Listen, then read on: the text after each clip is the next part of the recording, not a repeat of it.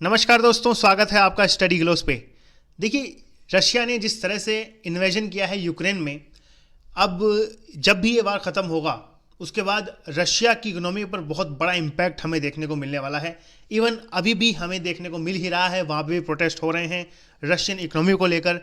अब न्यूज़ ये आई है हमारे सामने कि वीज़ा और मास्टर कार्ड ने रूस में अपने जो ऑपरेशंस हैं वो बंद कर दिए हैं। ये काफ़ी बड़ी बात है अपने आप में। देखिए, एक चीज़ मैं आपको अभी यहीं पे बताना चाहूँगा कि वीज़ा, मास्टर कार्ड, ये सब एक कार्ड नेटवर्क का ही पार्ट है। मतलब हम कहीं ना कहीं इसके थ्रू पेमेंट कर सकते हैं, किसी पर्टिकुलर दूसरे पर्सन के पास में जो पैसे हैं वो पहुंचा सकते हैं इन कार्ड्स के जरिए। तो ये कार्ड नेटवर्क के ही पार्ट हैं। और अब ये ऑपरेशंस यदि रशिया में बंद हो गए हैं तो रशिया के लिए काफ़ी एक सैड न्यूज़ आप मान सकते हैं। अब यहाँ पे सवाल ये भी उठता है कि क्या इंडिया के पास चांस है रुपे कार्ड रशिया में लॉन्च करने का। तो ये आर्टिकल रिसेंटली पब्लिश हुआ है, इसके लिए visa and master card suspend Russian operations. आइए इस न्यूज़ को समझेंगे काफ़ी अच्छे से और काफ़ी कुछ जानने को मिलेगा आपको इस वीडियो में। इससे प्रेजेंट करता हूँ मैं, मेरा नाम है सौरभ स्वामी। यदि आपको इस लेक्चर की पीडीएफ चाहिए तो आप @SauRabhSwamy26 सर्च करके टेलीग्राम पर इस टेलीग्राम चैनल को ज्वाइन कर सकते हैं। यहाँ पे आपको लेक्चर की पीडीएफ और वीडियोस के नोटिफिकेशन ज़रूर मिलेंगे। और स्टडी ग्लोस की मोबाइल एप्लीकेशन पर यूपीएससी पर्सपेक्टिव से काफ़ी इंपॉर्टेंट कोर्सेज अवेलेबल हैं। यूपीएससी प्रीलिम्स के लिए जो कोर्स है वो भी लॉन्च हो चुका है, जहाँ पर आपको लाइव क्लासेस मिलेगी बहुत ही मिनिमल प्राइस में। ये जो कोर्स है उसे आप एनरोल कर सकते हैं। तो स्टडी ग्लोस का मोबाइल एप्लीकेशन जरूर डाउनलोड कीजिए और यदि आपको ये वीडियो अच्छा लगे तो इसे लाइक करें, शेयर करें और सब्सक्राइब कीजिए। एक काफ़ी इंपॉर्टेंट क्वेश्चन पूछना चाहूँगा मैं आपको, यूपीआई जो है उसका फुल फॉर्म क्या है। ये ऑप्शन आपके सामने है, uniform payment induction, uniform payment indicator, unified payments interface या फिर यूनिवर्सल पेमेंट इंटरफेस। सही उत्तर आपको कमेंट बॉक्स में ज़रूर देना है। राइट आंसर आपको वीडियो के एंड में ज़रूर मिलेगा। तो हाल ही में न्यूज़ के मुताबिक वीज़ा और मास्टर कार्ड ने रूस में अपने सभी जो लेन देन हैं वो बंद कर दिए हैं।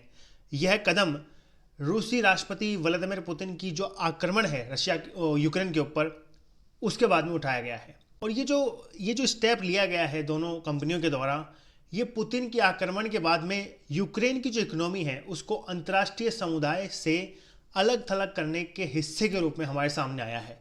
देखिए, इस संबंध में शनिवार को मिनटों के भीतर दोनों पक्ष की ओर से अलग अलग बयान जारी किए गए। यहाँ पर वीज़ा ने जो स्टेटमेंट पेश किया है वो ये किया है कि रशिया का जो इन्वेजन है यूक्रेन में वो अनएक्सेप्टेबल है। ये एक काफ़ी अनएक्सेप्टेबल इंसिडेंट आप मान सकते हैं, इस वजह से ये जो कदम है उठाया गया है। वहीं मास्टर कार्ड ने वर्तमान की जो घटनाएं हो रही हैं रशिया और यूक्रेन में, उन्हें निश्चित आर्थिक वातावरण का हवाला देकर ये जो स्टेप है वो लिया है। तो दोनों कंपनियों ने स्टेप लिया है। और देखिए, वैसे न्यूज़ भी आ रही थी कि यूक्रेन के जो प्रेसिडेंट है वो अर्ज कर रहे हैं मास्टर कार्ड से या वीज़ा से कि वो जो है रशिया में जो ऑपरेशंस हैं वो बंद कर दे। ये आर्टिकल आप यहाँ पे देख सकते हैं। Visa Mastercard held operations in Russia house after Ukrainian president urge for US companies to held business admit war. ये काफ़ी इंपॉर्टेंट आर्टिकल बन जाता है क्योंकि देखिए, रशिया यदि हम बात करें तो आक्रमण अपना बढ़ाता जा रहा है और यूक्रेन जो है वो अब यही चाहता है कि इकोनॉमिकली रशिया को कमज़ोर कर दिया जाए, जिससे यदि यूक्रेन की कल को हार भी होती है तो रशिया ये जो वार है ये कभी ना भूले। देखिए, दोनों कंपनियां काफ़ी इंपॉर्टेंट है रशिया के लिए।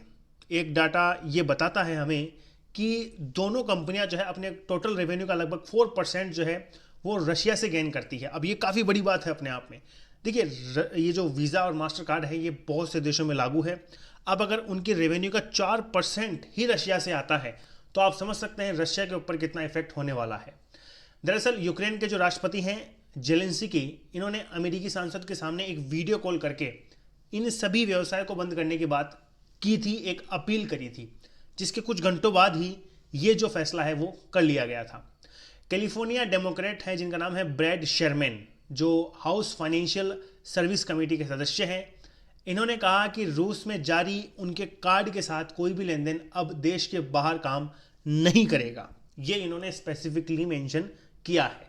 जबकि रूस के बाहर जारी किया गया कोई कार्ड, मतलब कोई भी कार्ड रूसी व्यापारियों या फिर एटीएम पर काम नहीं करेगा, ये भी यहाँ पर कहा गया है। कि वीज़ा ने यहाँ पर ये कहा है जो कंज्यूमर है जिनके पास में उस देश में जारी कार्ड है वे अभी भी वहाँ की वस्तुओं और सेवाओं के लिए भुगतान कर सकते हैं।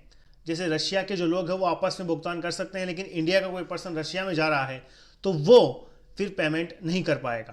कंपनी से लेन देन की जो प्रक्रिया है वो नहीं हो पाएगी। ये सब रूस के नेशनल पेमेंट कार्ड सिस्टम या फिर NSPK के तहत पॉसिबल होगा। तो रशिया के पास इसका अल्टरनेटिव तो है नेशनल पेमेंट कार्ड सिस्टम, लेकिन फिर भी जो अहमियतता वीज़ा और मास्टर कार्ड की रशिया में है वो शायद रशिया के इस खुद के प्लेटफॉर्म की आप ना माने। रूसी जो केंद्रीय बैंक है, जो सेंट्रल बैंक है, इन्होंने अपने बयान में ये कहा है कि रूसी बैंकों के द्वारा जारी वीज़ा और मास्टर कार्ड जो है वो उत्पाद समाप्त होने तक काम करना जारी रखेंगे। वहीं यूक्रेन के अधिकारी डेविड अरखामिया ने बताया है कि रूस और यूक्रेन के बीच में अगले दौर की जो पीस टॉक है वो मंडे को होने वाली है। ये काफ़ी नई न्यूज़ आप मान सकते हैं।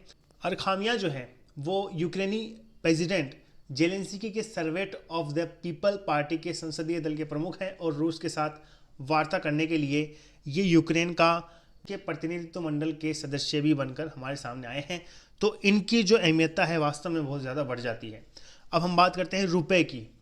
देखिए, आपको एक कहावत तो आपने ज़रूर सुनी होगी कि हर समस्या में एक अवसर छुपा होता है। रशिया के जो लोग हैं वो अमेरिकी कंपनी मास्टर कार्ड द्वारा बनाए गए डेबिट और क्रेडिट कार्ड का उपयोग करने में अब काफ़ी गंभीर समस्याओं का सामना उन्हें करना पड़ेगा, क्योंकि ये ऑपरेशंस बंद हो चुके हैं। पीएम मोदी के लिए हमारे रुपए को रूस में पेश करने का उपयुक्त समय आप ये मान सकते हैं। इसलिए ऐसा कहा जा रहा है कि इंडिया के पास ये काफ़ी अच्छा मौका है। और आपको पता है कि रुपए जो है 200 कंट्रीज़ में एक्सेप्टेबल कार्ड आप मान सकते हैं। 2017 का वह वर्ष जिसमें रुपए ने भारतीय बाजार में एक प्रमुख खिलाड़ी बनने का फैसला लिया था।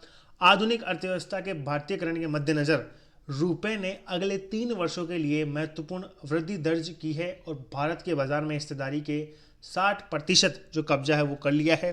तो इंडिया का ये जो पूरा प्लेटफॉर्म है रुपए कार्ड, ये वास्तव में कहीं ना कहीं रशिया में लॉन्च हो सकता है। अब थोड़ा सा बात करेंगे हम यूपीआई के बारे में। इसका पूरा नाम है यूनिफाइड पेमेंट इंटरफेस। तो हमारा ऑप्शन सी जो है वो सही उत्तर होगा। ये इंट्रोड्यूस हुआ था 11 अप्रैल 2016 में और इसके जो ओनर है वो है National Payment Corporation of India.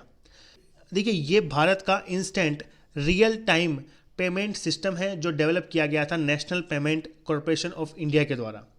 और inter bank peer to peer and person to merchant transaction के लिए हम यूपीआई का जो यूज़ है वो करते हैं। तो हमारे जो कैशलेस ट्रांजेक्शन है उनमें यूपीआई की काफ़ी बड़ी अहमियत आप मान सकते हैं। तो ये है यूपीआई। तो खैर ये था इस वीडियो में। इसी तरह के इंपॉर्टेंट और इन्फॉर्मेटिव वीडियोज़ के साथ हम मिलते रहेंगे। धन्यवाद।